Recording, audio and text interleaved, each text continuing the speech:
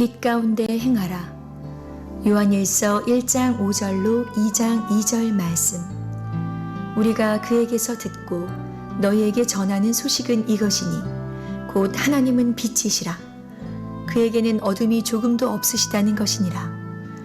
만일 우리가 하나님과 사귐이 있다 하고 어둠에 행하면 거짓말을 하고 진리를 행하지 아니함이거니와 그가 빛 가운데 계신 것 같이 우리도 빛 가운데 행하면 우리가 서로 사귐이 있고 그 아들 예수의 피가 우리를 모든 죄에서 깨끗하게 하실 것이요 만일 우리가 죄가 없다고 말하면 스스로 속이고 또 진리가 우리 속에 있지 아니할 것이요 만일 우리가 우리 죄를 자백하면 그는 미쁘시고 의로우사 우리 죄를 사하시며 우리를 모든 불의에서 깨끗하게 하실 것이요 만일 우리가 범죄하지 아니하였다 하면 하나님을 거짓말하는 이로 만드는 것이니 또한 그의 말씀이 우리 속에 있지 아니하니라.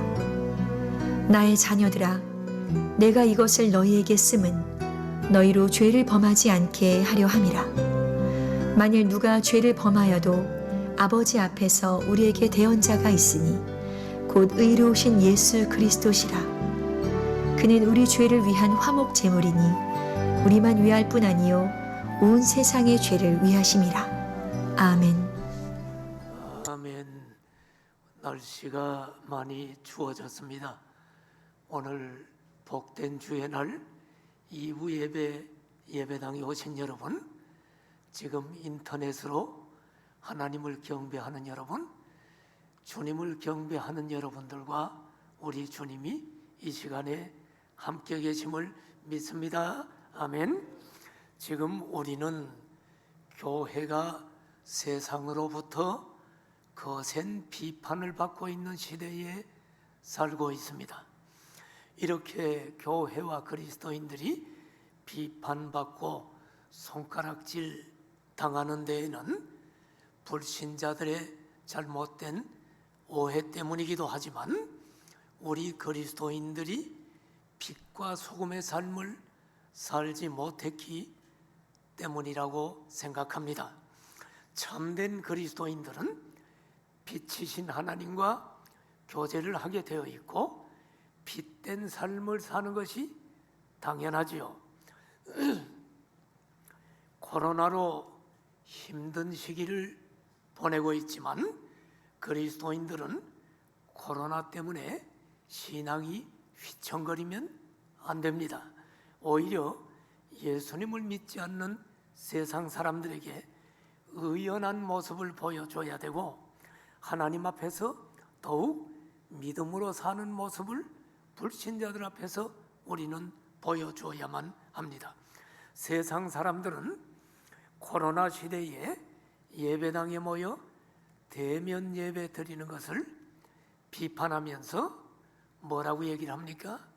교회가 헌금 걷어내려고 이 코로나 시대에 대면 예배 드린다고 비판합니다. 이런 비판을 기독교인들도 똑같이 생각해서 그런 이야기를 하면은 안 됩니다. 교회는 헌금 걷어내려고 존재하는 것이 아닙니다. 우리는 선교하고 불우한 이웃을 돕고 세상을 향해 봉사하고 하나님의 나라를 이루는 일에 우리는 헌금이 필요하겠지요.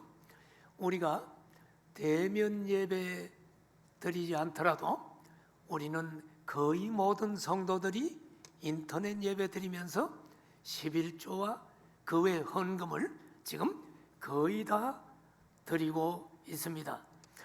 이런 어려운 시대일수록 참된 그리스도인들은 빛을 발하고 어려운 이웃을 사랑으로 도우며 그리스도의 사랑을 실천해야 할 것입니다.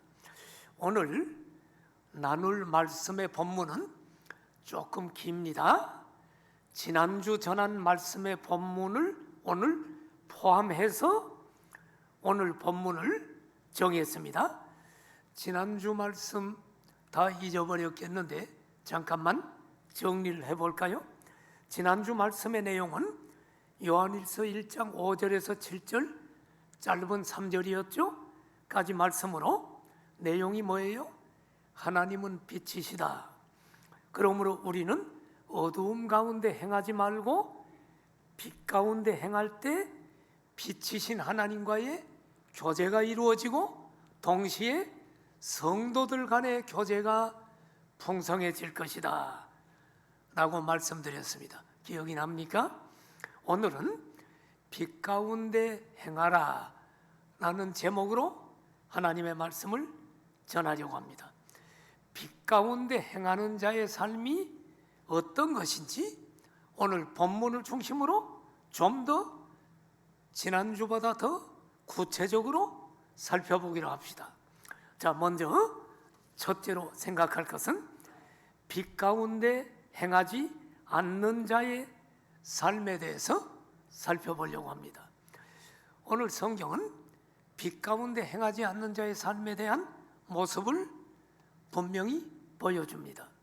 자, 여러분, 이렇게 주일 설교에 요한일서라는 책을 한 권을 잡아서 1장 1절부터 차례대로 강해하는 설교를 여러분이 제대로 다 듣고 나면 성경의 구조와 의미를 확실하게 이해하는데 유익이 있어요. 우리가 그냥 성경 읽을 때는 내가 잘 발견하지 못했던 내용들이 차례대로 강해를 들으면 깊고 분명한 이해를 가질 수 있다는 말입니다. 자, 주의 깊게 본문을 살펴보면은 아까 여러분이 읽었지만 읽을 때는 여러분이 발견하지 못했던 것을 지금 잘 주의 깊게 보면 아하, 오늘 본문이 이런 구조로 되어 있구나 하는 것을 지금 알게 됩니다. 자, 잘 살펴보면 빛 가운데 행하지 않는 자의 삶이 오늘 본문에 세 가지 형태로 나타나고 있음을 봅니다. 발견했나요, 여러분? 성경 확인합시다. 오늘 본문에 1장 6절, 1장 8절, 1장 10절에 빛 가운데 행하지 않는 자의 삶에 세 가지 모습이 나타나요. 1장 6절은 어떤 모습입니까? 만일 어둠에 행하면 어둠에 행하는 자가 나타나. 두 번째는 1장 8절에 만일 죄가 없다고 말하면 두 번째 부류는 나는 죄가 없어, 죄를 부인하는 자입니다. 이 빛 가운데 행하지 않는 자예요. 세 번째 빛 가운데 행하지 않는 자는 만일 우리가 범죄하지 아니하였다면 나는 죄 안 졌어, 내가 왜 죄인이야? 나는 죄진 적 없어, 범죄하지 않았어. 자, 이런 세 가지 형태는 사도 요한 당시의 영지주의 이단들의 모습입니다. 그런데 그리스도인들이 이들의 주장에 미혹되어서 교회를 떠나 이들에게로 넘어가는 사람들이 있었죠. 그래서 사도 요한은 만일 우리가 어둠에 행하면, 죄가 없다고 말하면, 범죄하지 아니하였다고 하면 우리는 하나님과 교제할 수 없고 진리가 그의 속에 있지 않을 것이라고 경고하는 것입니다. 빛 가운데 행하지 않는 자의 삶, 첫 번째 부류. 첫째는 어둠에 행합니다. 그들은. 다시 요한일서 1장 6절을 보십시오. 만일 우리가 하나님과 사귐이 있다고 하고 어둠에 행하면, 자, 1장 6절 이 말씀은 지난 시간에 다루었습니다. 간단하게 다시 정리합니다. 어둠에 행한다는 말은 구체적으로 무슨 말입니까? 빛의 반대가 어둠입니다. 그러므로 어둠에 행한다는 말은 진리가 아닌 거짓으로 행하는 자, 참지식이 아닌 무지 가운데 행하는 자, 불의한 삶을 살고 죄 가운데 살고 악을 저지르며 산다는 말입니다. 어둠에 행한다라는 헬라어 원어의 동사의 시제가 현재 시제라고 제가 지난주 얘기했어요. 중요한 얘기입니다. 현재 시제가, 헬라어의 현재 시제는 어떤 의미가 있냐면 계속 반복되는 의미가 있어. 그러므로 어둠에 행한다라는 현재 시제의 동사는 계속 반복하여 습관적으로 죄를 짓는다는 의미입니다. 빛 대신 하나님과 반대되는 일을 계속 행함을 나타내는 말입니다. 오늘날도 마찬가지입니다.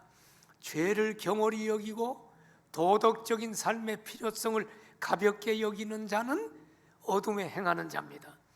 요한 당시에 영지주의자들이 주장한 내용을 제가 지금 여러 번 반복하고 있죠.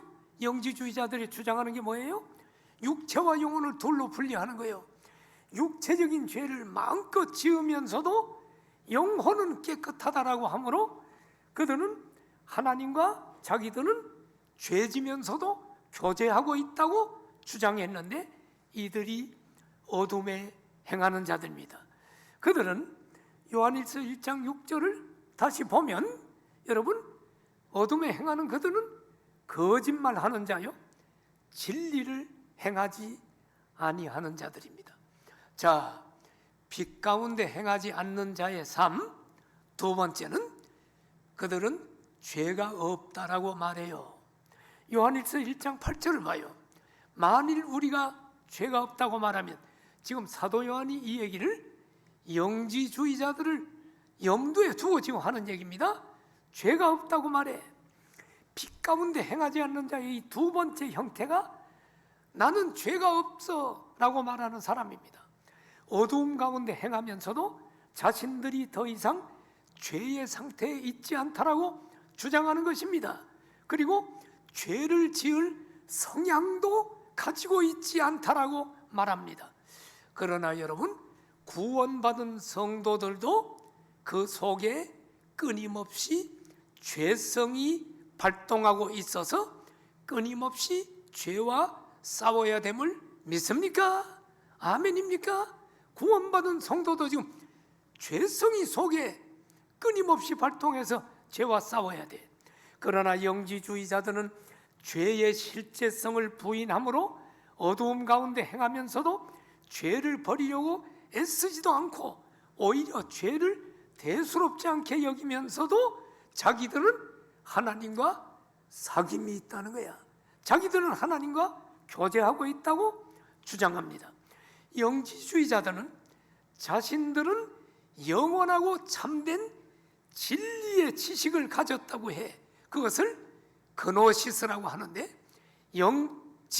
영적인 지식을 가졌기에 이 땅에서 죄된 행위를 해도 자기들은 괜찮다고 주장합니다. 그 결과 음행까지도 서슴없이 그들은 행했습니다. 오늘날 구원파라고 하는 이단이 있죠. 세월호 사건의 유병헌 씨가 구원파입니다. 지금도 1년에 한 번씩 죄사함의 비밀을 합니까라고 전국에 현수막 붙여놓고요, 저 집회하는 박옥수라고 하는 사람, 양재동에 또 구원파입니다. 또 양재동이라 그러니까 또 전화 오는 사람이 있어. 설교 끝나고 나면 목사님 양재동 어디예요? 이런 분수 같은 짓을 하면 안 되고. 자, 그 전부 이단인데, 이 구원파가 영지주의와 똑같진 않지만 비슷해. 뭐냐면 구원파의 주장은 구원받은 사람은 죄가 용서됐기 때문에 회개할 필요가 없다. 모든 죄 용서받고 구원받았다. 그러므로 우리는 회개하지 않는다. 기쁨으로 그 구원을 누려야 한다라고 주장합니다. 여러분, 구원받은 성도들도 그 안에 죄성이 완전히 사라지지 않았다는 것을 우리는 알아야 돼요. 그러므로 구원받은 성도도 죄와 싸워야 되고 끊임없이 성화를 이루어가야 합니다. 아멘입니까? 이걸 분명히 알아야 돼요. 여러분, 이렇게 자기는 죄가 없다라고 착각하는 자들은 성경에 보면, 요한일서 1장 8절을 다시 보면 스스로 속이고 진리가 그 속에 있지 아니하는 자들입니다. 다시 말해, 진리이신 예수님과 교제할 수 없고 예수님과 상관없는 마귀에게 속한 자라는 말입니다. 빛 가운데 행하지 않는 자의 삶, 세 번째 부류는 어떤 부류입니까? 나는 죄짓지 않았어, 범죄하지 아니하였다라고 합니다. 요한일서 1장 10절을 보면 만일 우리가 범죄하지 아니하였다고 하면, 빛 가운데 행하지 않는 자의 이 세 번째 형태가 나는 죄를 짓지 않는다고 말하는 사람입니다. 죄를 짓고도 자신의 죄를 부인하는 사람입니다. 이것은요, 인간의 본성과 습관이 끊임없이 죄인이라고 하는 하나님의 말씀을 무시하는 태도입니다. 성경은 우리가 예수님 믿고 구원받은 후에도 끊임없이 죄를 지을 것이므로 죄와 싸우라고 가르치잖아요. 그리고 성령 충만 받으라고 여러분 가르치잖아요. 나는 범죄하지 않았다라고 주장하는 것, 이 주장 역시 영지주의 이단의 영향을 받아서 죄를 짓고 나서 뭐라고 합리화합니까? 내 몸이 죄졌지, 내 영혼은 깨끗하다라고 주장하는 거예요. 나는 몸이 죄진 거야, 내 영혼은 깨끗해. 이렇게 죄를 짓지 아니하였다라고 말하는 자들은, 요한일서 1장 10절을 보니까 어떤 자입니까? 하나님을 거짓말하는 자로 만드는 거예요. 하나님은 예수 믿어도 죄를 회개하라고 그러잖아요. 죄와 싸우라고 그러잖아. 그런데 자기는 죄를 안 지었다고 하니까 하나님을 거짓말하는 자로 만드는 것이고, 따라서 그들은 하나님의 말씀이 그 사람 속에 있을 수가 없는 거예요. 여러분, 하나님께서는 분명히 말씀을 통해서 우리 인간이 죄인됨을 말씀하셨습니다. 로마서 3장 10절에 보면 의인은 없나니 하나도 없다 그랬어요. 여러분, 갓난아기도 여러분 의인이 아니요. 귀엽지요, 갓난아기. 그래도 그도 여러분 원죄를 가지고 태어난 죄인이라고 합니다. 하나도 없어. 로마서 3장 23절에도 보면 모든 사람이 죄를 범하였으니 하나님 영광에 이르지 못한다. 결국 여러분, 범죄하지 아니했다고 하는 이 사람은 하나님의 계시인 신구약 하나님의 말씀을 받아들일 수가 없습니다. 따라서 하나님과 교제할 수 없습니다. 자, 여러분, 빛 가운데 행하지 않는 자의 삶 세 가지를 전했는데 이제 정리를 한번 해봅시다. 자, 요한일서 1장 6절, 8절, 10절을 다시 봐요. 빛 가운데 행하지 않는 삶이 오늘 세 가지 형태가 나와. 1장 6절, 어둠에 행하는 자, 그 사람은 진리를 행하지 않나요. 1장 8절에 죄가 없다고 말하는 자, 그 사람은 진리가 그 사람 속에 없어. 요한일서 1장 10절에 나는 죄 짓지 아니하였다고 하는 자, 말씀이 그 속에 없어. 진리, 말씀, 그것이 없어. 결국 빛 가운데 행하지 않는 자는 습관적으로, 상습적으로 계속 행하지 않는 자는 하나님과 교제할 수 없고, 진리이신 말씀, 진리이신 예수님께서 그의 안에 계시지 않으므로 결론은 구원받지 못한 사람입니다. 죽으면 지옥 갑니다. 여러분, 이게 빛 가운데 행하지 않는 자의 삶입니다. 자, 이제 두 번째로 우리는 빛 가운데 행하는 자의 삶을 살펴보려고 합니다. 빛 가운데 행하는 자의 삶도 오늘 본문에 세 가지 형태로 나타납니다. 한번 세 가지 형태를 쫙 보고 하나씩 설명합시다. 1장 7절, 1장 9절, 2장 1절입니다. 자, 1장 7절에 빛 가운데 행하는 자의 삶은 어떤 삶입니까? 그 사람의 삶은 빛 가운데 행하는 삶입니다. 두 번째 1장 9절에 빛 가운데 행하는 자는 죄를 자백하는 자입니다. 절대로 죄 없다라고 얘기 안 해.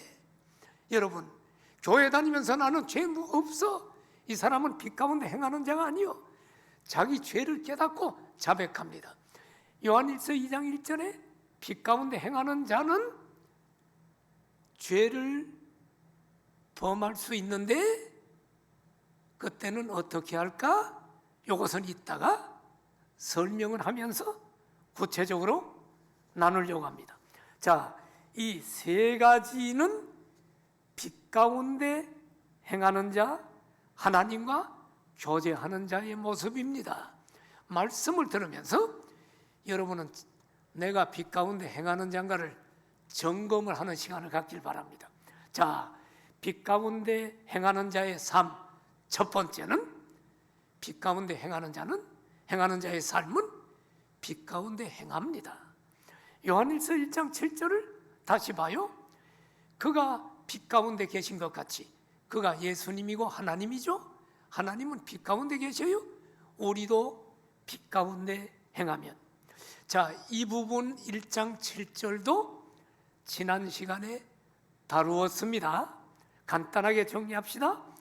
빛 가운데 행하는 자라는 말은 죄가 하나도 없이 완전한 의인의 삶을 사는 자를 가리키는 것이 아니다. 완전한 의인은 없다. 의인은 하나도 없다. 이 세상에 어떤 목사님도, 어떤 여러분 장로님, 권사님도, 예수님을 아무리 오래 믿은 사람도 완전한 의인은 없습니다. 완전히 빛 가운데 행하는 사람은 없어. 여러분, 여기 빛 가운데 행한다는 말은 뭐냐?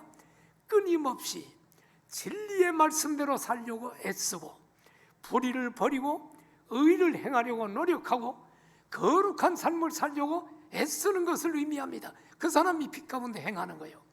이렇게 빛 가운데 행하는 사람은 하나님과 또 예수님과 교제가 잘 이루어지므로 다른 믿는 성도들과의 교제가 활발해집니다.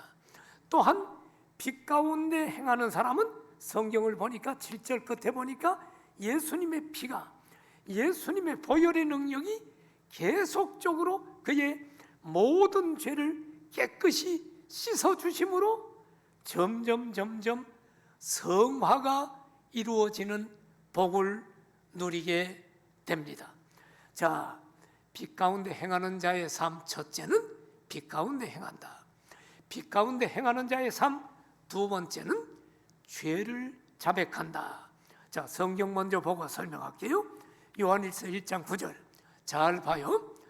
자, 이 설교 오늘 본문을 쫙 꿰뚫는 사람은 인생에 굉장한 축복이 오는 거예요. 이거 오늘 예수님 오래 교회 다니는 사람도 이게 지금 잘 정리가 안 돼서 어둠 가운데 많이 혼동되어 있는데 이걸 깨닫는 사람은 굉장한 자유를 누리게 돼. 오늘 이 설교를 제대로만 여러분 빛을 받으면 굉장한 자유를 누려. 본문을 철저하게 봐야 돼. 여러분이 봐서는 저처럼 분석할 수가 없잖아. 지금 여러분이 본문을 읽어보니까 빛 가운데 행하지 않는 사람이 세 종류다. 빛 가운데 행하는 사람이 세 종류다. 뭐 이거 발견할 수는 있지만 이게 무슨 뜻인지를 여러분은 모르고 읽을 수가 있죠. 자, 보세요. 빛 가운데 행하지 않는 자는 나는 죄가 없다, 나는 범죄하지 않았다라고 말한단 말이야. 우리 주변에도 보면 나는 남에게 해를 끼치지 않았어. 연말에 딸랑딸랑 하는데 구호금도 줬어. 불우이웃도 도왔어. 나는 죄 없어. 이렇게 생각하는 사람들이 더러 있어요. 그런데 빛 가운데 행하는 사람은 절대로 자기는 죄가 없다고 말하지 않아. 나는 죄를 안 지었다라고 절대로 말하지 않아요. 오히려 하나님 말씀대로 살지 못한 죄인임을 오히려 깨달아. 그리고 여러분, 우리는 하나님 앞에 죄를 통회하게 되죠. 종교개혁자 마르틴 루터가 이런 얘기를 했어요.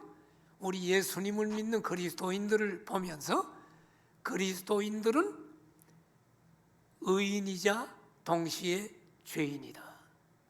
맞습니까? 예수님 믿으면 믿음으로 모든 죄 용서받은 의롭다 칭함을 받은 의인임을 믿습니까? 그러나 동시에 죄를 여전히 짓는 죄인이란 말이에요.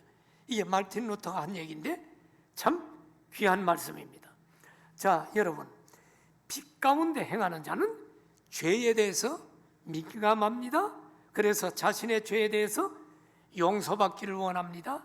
그리고 하나님께 자신의 죄를 끊임없이 자백합니다. 우리는 아까도 회개 기도 시간에 죄를 자백했죠? 예배 시작할 때. 자, 여러분 생각해 봐요. 내 얼굴에 시커먼 연탄이 묻어 있는데 있다고 생각합시다. 더럽죠? 그 다음에 내 몸에도 각기 여러 가지 지저분한 오물이 묻어 있어. 근데 그 사람이 캄캄한 지하실에 있어. 그러니까 자기 모습을 볼 수가 없어. 그러니까 이 사람은 뭐라고 착각하냐면 나는 깨끗해. 그런데 지하실에 여러분 이 밝은 전기불 빛이 확 들어오면 이 사람이 깜짝 놀라. 내 옷에 이게 뭐야? 흰 샤스에 이게 뭐가 얼룩얼룩 지저분하게 묻었어. 그리고 거울을 보니까 내 얼굴이 시커먼 연탄 가루가 묻어 있거든. 얼른 가서 이 사람은 자기 옷을 갈아입고 얼굴을 닦고 몸을 씻을 것입니다. 마찬가지입니다. 빛이신 하나님 앞에 나와야 내가 죄인인 것을 깨닫게 되는 거예요. 빛이신 하나님 앞에 나올 때 하나님의 계시인 말씀 앞에 자신을 비추어 보는 자는 내가 죄인임을 깨닫게 되고 자신의 죄를 자백하게 되는 것입니다. 우리가 예수님을 믿고 구원받았다고 해서 죄를 안 짓는 게 아닙니다. 죄 짓습니다. 동의하십니까? 죄를 짓습니다. 그런데 구원받은 성도는 죄를 짓지만 계속 반복적으로 상습적으로 양심의 가책도 없이 아무렇지도 않은 것처럼 죄를 짓지는 않습니다.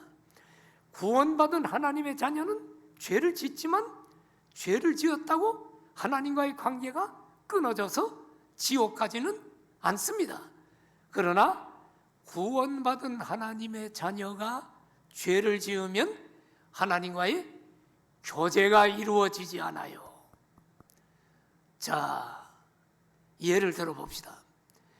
부모와 자식이 있는데 자식이 부모에게 말대꾸하고 죄졌어.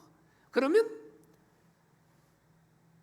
동에 가서 호적 등본 띄면 가족관계가 끊어졌죠? 아니죠. 부모에게 말 안 듣고 죄져도 동에 가서 호적 띄면 여전히 자기 아버지 어머니 그 자식으로 호적은 그대로 돼 있단 말이야. 그런데 어떤 일이 일어나? 부모에게 대들고 함부로 하다 보면 이제 부모와 대화가 잘 안 돼. 교제가 문제가 일어나는 거야. 관계는 끊어지지 않아. 똑같은 거예요. 예수님을 믿고 하나님의 자녀가 된 우리가 죄를 지면 하나님과 관계가 끊어져서 지옥 가는 건 아니야.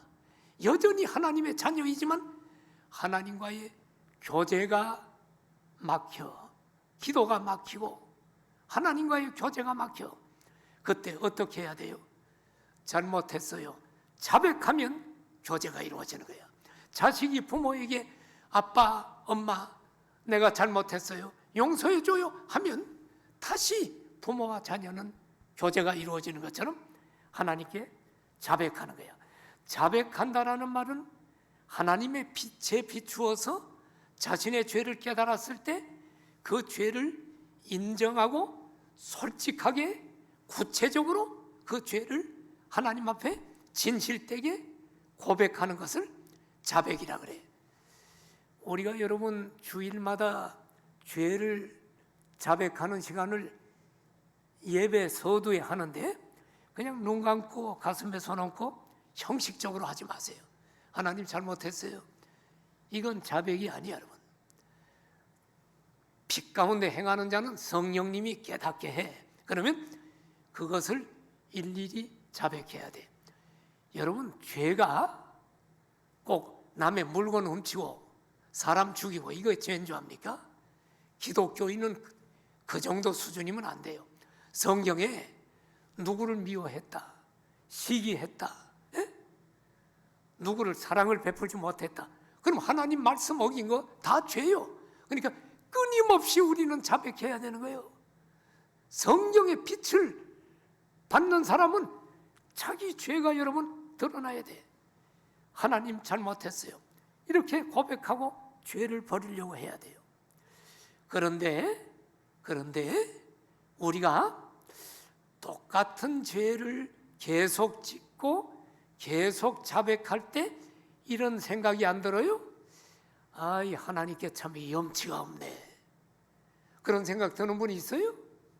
나는 그런 생각 많이 드는데, 하나님께 내가 계속 고백하면 아, 이게 염치가 없네. 이거 또 짓고 이런 생각이 인간이기 때문에 들 때가 있어요.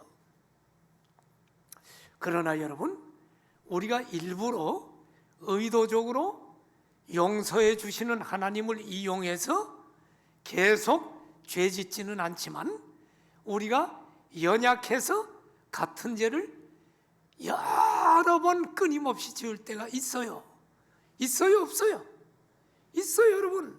그때 염치 없다고 느끼지만 그럴 때마다 하나님께 염치 없습니다 하고 또 죄를 자백해야 돼.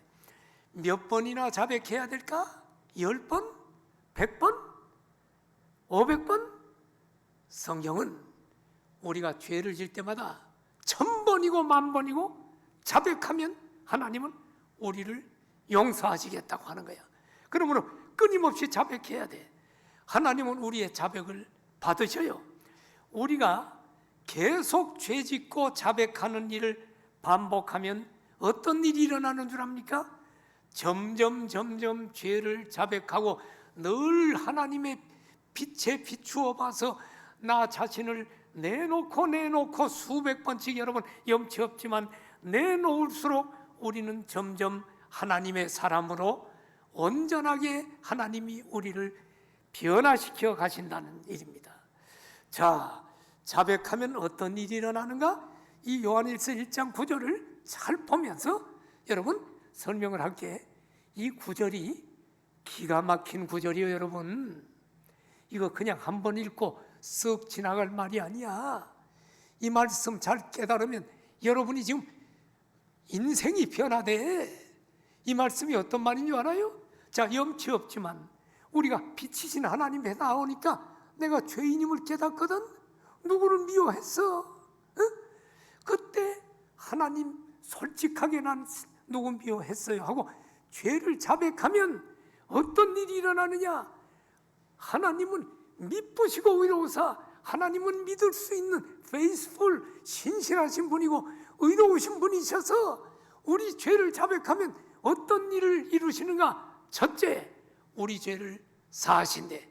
우리가 어떤 죄를 수천 번, 수만 번 우리가 해도 하나님은 빛의 자녀들의 죄를 용서하신대. 그런데 그걸로 끝나는 게 아니에요, 여러분. 기가 막힌 말씀. 이 구절 여러분 다 암송도 했는데 알고 있어요? 이거 알면 펄쩍 뛰고 기뻐할 거야. 우리 죄를 용서하는 것으로 끝나는 게 아니요. 두 번째, 우리를 모든 불의에서 깨끗하게 하신다.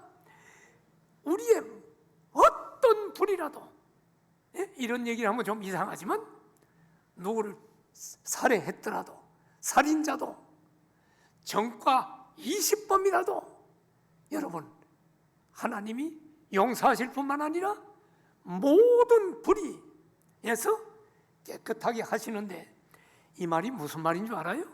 하나님께서 구원받은 하나님의 자녀들의 모든 죄를 사하시며 용서하시는 것으로 끝나는 것이 아니라 그 사람의 죄로부터 오염된 것을 정화시키셔서 하나님의 거룩하심을 닮아가도록 그 사람 자체를 변화시켜 주시고 회복시켜 주신다는 거예요. 이게 지금 헬라어 원어 동사에 깨끗하게 하신다는 것이야. 이것이 여러분 그 사람을 거룩하게 하신다는 거예요. 그래서 죄를 고백하고 염치 없지만 골백번 고백하면 점점 어떤 사람으로 변화가 되냐면 죄에서 떠나서 빛 가운데 살아갈 수 있는 능력을 주셔서 빛 가운데 살아가는 사람으로 만들어 주신다는 거요. 이것을 성화라고 하는 거예요. 여러분, 우리를 안에 계시는 성령님이 우리의 죄를 자백하면 우리를 성화하게 해줘. 그러니까 여러분, 죄 없다고 하는 사람은 절대로 성화될 수가 없어. 내가 무슨 죄 졌어? 범죄하지 않았다는 사람은 성화될 수가 없어. 그런데 빛이신 하나님 앞에 나와 날마다 염치 없지만 골백번도 더 죄를 고백하고 자백하면 나도 모르는 사이에 1년, 2년, 3년 되면서 야, 저분은 많이 변했네. 남들이 보기에 여러분 변했다고 할 정도로 하나님이 점점 깨끗하게 성화를 시켜준다. 이게 지금 9절 끝에 얘기해요, 여러분. 할렐루야. 네? 이 세상에 여러분 죄 안 짓는 사람 없어요. 어떤 목사님도, 어떤 장로님도, 어떤 권사님도, 어떤 여러분 거룩하게 보이는 사람도 죄 안 짓는 사람 없어. 끊임없이 죄져요. 그래서 성경은 빛 가운데 있는 사람에게 죄를 자백하라는 거야. 그러면서 점점 그리스도의 장성한 분량이 충만한 데까지 주님을 닮아간다. 이렇게 빛 가운데 행하는 사람은 하나님의 빛을 통해 자신의 죄를 깨닫고 자백함으로 죄 용서받고 점점 거룩한 성품으로 변화되어 가는 것입니다. 자, 빛 가운데 행하는 자의 삶, 세 번째는 어떤 형태입니까? 죄를 범하면 의로우신 예수 그리스도께서 대언해 주신다. 빛 가운데 행하는 자도 죄를 범할 수 있다. 예, 그때는 지옥 가는 게 아니라 의로우신 예수 그리스도가 대언해 주신다. 그게 이제 요한일서 2장 1절인데 이제 2장 1절에 이 얘기 먼저 봅시다. 그 얘기 하기 전에 나의 자녀들아, 내가 이것을 너희에게 쓰면 너희로 죄를 범하지 않게 하려 함이라. 지금 사도 요한이 나의 자녀들이라고 불렀어요. 지금 죄 짓고 죄를 고백하는 자녀들을 보면서 나의 자녀들이래? 마귀의 자녀들이라고 안 했습니다. 여러분, 구원받지 못하고 지옥 간다고 안 했어요. 나의 자녀들이라고 지금 다정다감하게 얘기하고 있어요. 그러면서 뭐라고 얘기합니까? 내가 요한일서를 기록한 목적이 뭔 줄 알아? 너희들이 죄를 범하지 않게 하려고 기록했어. 자, 여러분 잘 들어봐요. 우리가 예수님을 믿어도 죄의 본성이 우리에게 남아있기 때문에 죄를 짓는다고 말씀드렸어요. 죄를 지었을 때 우리 죄를 자백하면 하나님께서 얼마든지 죄를 용서해 주신다고 지금 말씀드렸어요. 그런데 이 말씀을 잘못 들으면, 자칫하면 어떻게 생각할 수 있어요? 아하, 우리가 죄를 갖다 골백번도 더 자백하면 용서해 주네 하면서 죄를 조장하는 말씀으로 들을 수가 있죠. 죄를 얼마든지 지어도 자백하면 되네. 여러분, 정말로 죄 용서받고 구원받은 사람이 계속 죄 지어도 된다고? 죄가 늘어날까? 그 사람은 잘못된 기독교인이야. 자식이 말이야, 자기 부모에게 죄 졌는데 부모가 너무너무 좋아서 죄를 갖다가 10번, 20번 용서해줘. 우리 엄마는 얼마든지 죄 져도 죄 용서해. 그래서 죄를 더 지어? 그건 아주 못된 자식이야. 부모가 용서해주면 염치가 없고 미안해서라도 안 지으려고 하는 모습을 보여줘야 그게 참된 자식이야. 마찬가지로 예수님을 믿고 구원받은 성도는 주님이 용서해 준다 그래서 죄를 밥 먹듯이 더 짓는다? 그거는 빛의 자녀가 아니라고 봅니다. 여러분, 그래서 죄를 용서해 준다는, 자백하면 용서해 준다고 이야기하고 나서 사도 요한은 요한일서 2장 1절에 뭐라고 얘기를 하냐면, 우리가 죄를 범하지 않게 하려고 내가 이것을 썼지 너희들 죄를 마음껏 지라고 쓴 게 아니야. 그러면서 뭐라 그럽니까? 죄를 범하지 않아야 되지만 하나님이 우리를 너무나 잘 알아. 너는 죄를 또 지을 거야. 이건 알아. 연약하니까. 그래서 죄를 범하지 않게 하려 함이라 하면서 그 다음에 만일 누가 죄를 범하여도 이 얘기를 하는 거야. 얼마나 여러분 사랑의 하나님입니까? 너 말이야 빛의 자녀지만 네가 죄를 범하면 그때 좌절하지 마. 그때 무너지지 마. 아버지 앞에서 우리에게 대언자가 있으니 곧 의로우신 예수 그리스도야. 예수 그리스도 붙들래. 그런데 여러분 이 말씀을 잘 봐요. 대언자라는 말이 나와. 이게 지금 파라클레토스, 보혜사란 뜻인데 예수님을 지금 보혜사, 대언자래. 파라클레토스. 이 말이 뭡니까? 이 말은 여러 가지로 해석할 수 있어요. 우리 곁에 와서 돕는 자, 돕기 위해 곁으로 부름받은 자, 이런 뜻이 있어요. 또 위로자라는 뜻도 있어. 그런데 이 대언자란 말을 본문에서 저는 생각하기를 변호사라고 하면 딱 맞을 것 같아. 변호사는 도와주는 사람 아닙니까? 변호사가 있으니 예수 그리스도라. 자, 잘 들어봐요. 중요한 얘기입니다. 자, 여러분과 내가 죄를 또 졌네. 그러면 재판관 앞에 가서 재판받아야죠. 죄 졌으니까. 그러면 재판관이 성부 하나님이라고 합시다. 성부 하나님 앞에 가서 딱 섰더니 검사가 나를 막 고소하죠. 저 사람 무슨 죄를 졌습니다. 검사가 누구요? 검사가 마귀야. 우리 기독교인이 죄 짓고 나면 마귀가 우리를 참소합니다.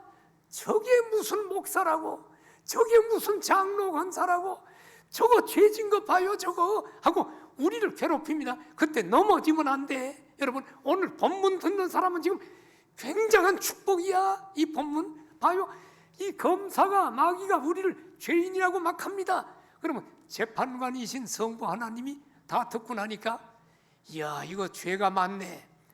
형벌을 때려야겠죠. 방맹이를 두둥깁니다. 벌금 5천만 원에 10년 징역형을 선고하노라. 땅 때리려고 할 때 나를 돕는 변호사 예수 그리스도께서 재판장님 변론하겠습니다. 아직 형벌 내리지 마십시오. 변호사님 얘기하십시오. 변호사이신 예수님이 얘기합니다. 존경하는 재판관님, 지금 저 사람이 죄 지은 것은 맞습니다. 검사가 얘기하는 얘기도 다 일리가 있고 맞아요. 죄를 져서 형벌을 받아야 당연합니다. 그런데 재판관님, 제 손을 보십시오. 내 손과 발을 보십시오. 내가 저 피고의, 저 죄인의 죄를 다 짊어지고 십자가에서 피를 흘리며 저 사람의 죄값을 다 갚았습니다. 그러므로 법에 따라 5천만 원 벌금은 다 갚아진 것이고 10년 구형도 다 갚아진 것이기 때문에 무죄를 선언하는 것이 맞습니다. 그때 재판관이 방맹이를 들고 지금 앞에 서 있는 죄인은 죄를 분명히 졌지만 그 값을 다 치루었으므로 무죄를 선언하노라. 땅. 자, 본문 다시 보세요. 지금 바로 이 얘기입니다. 여러분, 이 본문이. 여러분, 우리도 죄질 수 있어. 예수님 믿는 사람도. 그러나 우리가 여러분 죄를 졌을 때 우리에게 대언자 변호사 예수님이 나타나셔서 그 죄값을 다 십자가에서 치루었다고 얘기하시고 우리가 무죄가 선언된다. 할렐루야입니까? 여러분 자유함이 있습니까? 여러분 사랑하신 여러분, 이렇게 빛 가운데 행하는 하나님의 자녀는 죄를 지을 수 있지만 우리의 대언자이신 예수 그리스도께서 도우심으로 죄 문제가 다 해결되었음을 믿으시기를 축원합니다. 예수님께서 우리 죄를 해결하시기 위해서 무슨 일을 하셨는가? 요한일서 1장 2장 2절 보십시오. 무슨 일을 하셨어요? 우리 죄를 위해 화목제물이 되셨다. 죄 없으신 예수님께서 우리가 받아야 될 형벌을 대신 받으시는 제물이 되셨다는 거예요. 예수님은 십자가 형벌을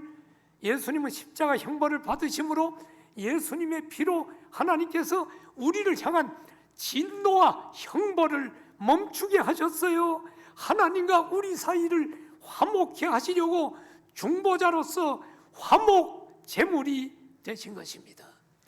말씀을 맺겠습니다. 성도 여러분, 우리는 예수님의 피로 모든 죄 용서받은 하나님의 자녀입니다. 그러므로 빛 가운데 행하십시오. 빛 가운데 행하는 자는 하나님과 교제하게 됩니다. 때로 우리가 넘어지고 실패할 때는 죄를 고백하십시오. 그리하면 모든 죄를 용서하시고 모든 불의에서 우리를 깨끗하게 하셔서 점점 주님을 닮아가게 하실 것입니다. 우리가 연약하여 죄를 지을 때마다 의로우신 예수 그리스도께서 대언자가 되셔서 우리를 변호해 주실 것입니다. 결론, 빛 가운데 행하는 자는 구원받은 하나님의 자녀입니다. 영원한 천국이 예비되어 있습니다. 죄로부터 승리하는 성산의 모든 가족들 되어지기를 축원합니다. 고개 숙여 기도합시다.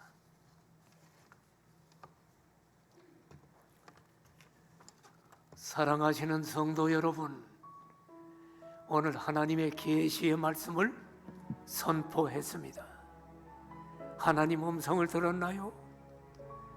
우리가 어떻게 살아야 되는 방향을 하나님 음성을 들었나요? 죄 가운데 넘어져 쓰러져 있는 사람 있나요? 죄로부터 이제 승리하십시오. 고백하시고 지금도 부활하신 주님이 하늘 보좌 우편에서 우리를 위해 중보기도 하고 계신다는 것을 여러분 기억하시고 대언자 예수님을 바라보고 승리해야 됩니다. 우리 함께 기도합시다. 할렐루야. 오늘 요한일서 말씀을 통하여 오늘 우리가 죄로부터 자유함을 얻게 하시고 우리가 빛의 자녀로 빛 가운데 행해야 됨을 알게 하시니 감사합니다. 우리가 넘어지면 우리의 대언자 예수님이 우리를 위해서 의로우신 예수님이 우리를 위해 변호하고 우리를 위해 기도하고 계심을 배우게 하심을 감사합니다. 우리 사랑하는 성도들 죄로부터 승리의 삶을 살게 하여 주옵소서. 예수님 이름으로 기도드립니다. 아멘.